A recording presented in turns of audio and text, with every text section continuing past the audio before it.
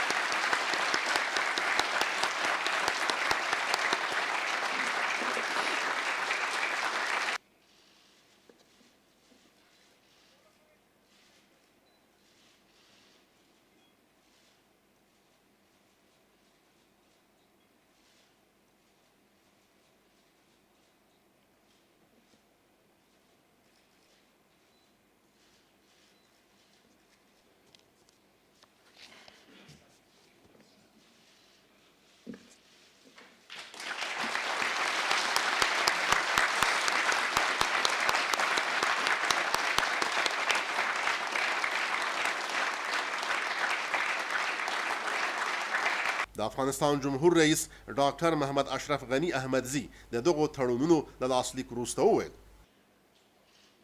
امروز روزی است که افغانستان حاکمیت ملی خود را به صورت اساسی به دست میاره. تا امروز استفاده از قوه از طرف همکارای بین‌المللی ما در خاک ما به اساس فیصله نامه شورای امنیت ملل متحد صورت می گرفت که بعد از حادثه 8 سپتامبر 2001 صورت گرفت.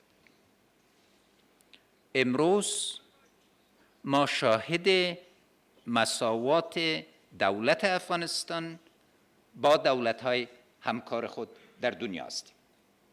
به صورت یک دولت مستقل به اساس برداشت منافع ملی خود قرارداد را که برای ثبات خیر و رفاه مردم ما، برای ثبات منطقه و ثبات دنیاست انجام دادیم. مبارک باشیم. جمهور رئیس زیاده کړه: به اساس از این قرارداد کمک های بین المللی بعد از این برای تقویه نهادهای افغان است. حق استعمال قوه تنها بر اساس فیصله دولت افغانستان صورت میگیره.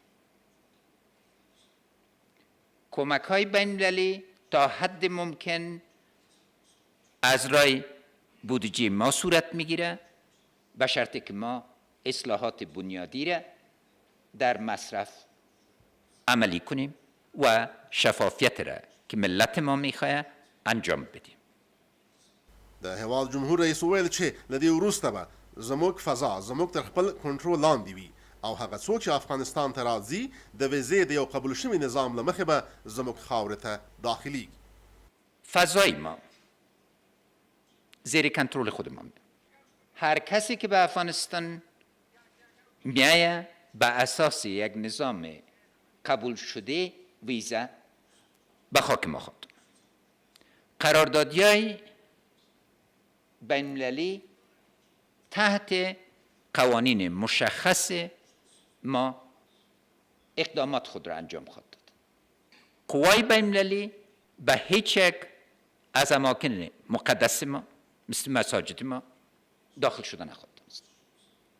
حریم زندگی ما یعنی خانه های ما و مساکن ما طبق ارزش های قانون اساسی محفوظ خواهد باشه. همچنین قراردادهای ما که از قراردادهای بین المللی قرارداد میگیرن دارای حقوق مشخص و واضح خواهد باشه. از این جهت یک نقطه بنیادی تحول در مناسبات ما با دنیاست. افغانستان خوشبختانه هنوز هم محور توجه دنیاست، چون خطرات مشترک هنوز هم منافع ملی ما را و منافع دنیا را تهدید میکنه. این خطرات مشترک موجب از این شده که ما دارای منافع مشترک باشیم و منافع مشترک و ایجاد یک دیدگاه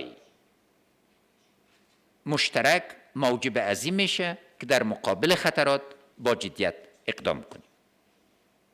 ډاکټر محمد اشرف غني احمدزي ډاډ څرګند کړ چې له دغو تړونونو څخه زموږ ګاونډیانو ته هیڅ خطر متصور نه دی. هیچ خطر از این قرارداد برای همسایه های ما متصور نیست.